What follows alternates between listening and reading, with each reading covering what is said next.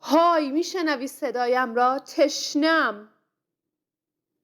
هیچ صدایی برای شنیده شدن به سمت ما نمیآید. هیچ صدایی برای شنیده شدن به سمت ما نمیآید. هدهد دانای دانایان میدانست آب کجاست، اما او مرده است. میشنوی چی میگم؟ میشنوی چی میگم؟ گوش کردی؟ گشنم. هدهد دانای دانایان میدانست آب کجاست، اما او مرده است. میشنوی چی میگم؟ گوش کردی؟ گشنم. تشنم. گشنم.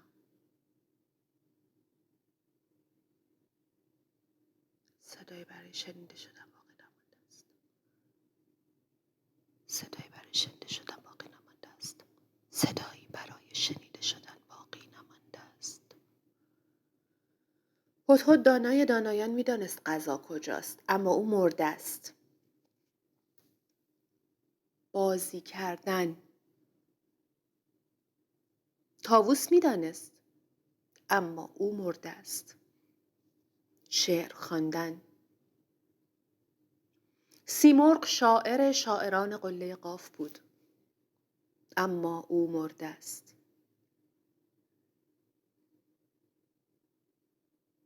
عشق بازی، رقص، پایکوبی، انتظار، جنگ، صلح، قضاوت، انتظار.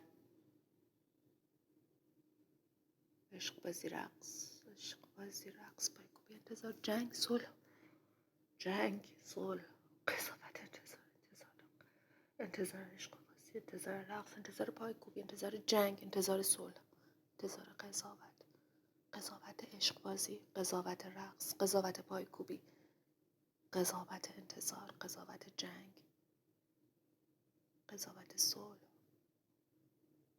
رقص عشق بازی، رقص و پایکوبی، انتظار عشق بازی، انتظار پایکوبی، انتظار جنگ، انتظار صلح، انتظار قضاوت،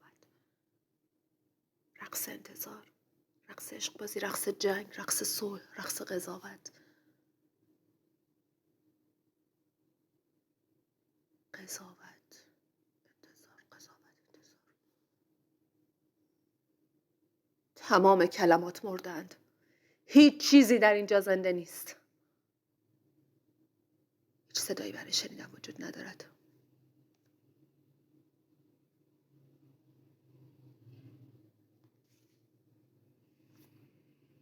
هیچ صدایی برای شنیدن وجود ندارد. هیچ صدایی برای شنیده شدن باقی نمانده است. هیچ صدایی برای شنیده شدن باقی نمانده است. هیچ صدایی برای شنیده شدن به سمت ما نمی آید. هیچ صدایی برای شنیده شدن به سمت ما نمی آید. میشنوی؟ اما یک چیز نهفته است در انتهای قله بزرگ، در زیر خاکستر. سمت راست، چپ، بالا یا پایین. یک چیز در جایی می جوید، در نهفته، نهفتیدن، نهفته. رخداد قطعی است، رخداد مسلم است. همه چیز از کار افتاده است. هیچ چیز سر جای خودش نیست. رخداد قطعی است. در کجای قله قاف رخداد می جوید؟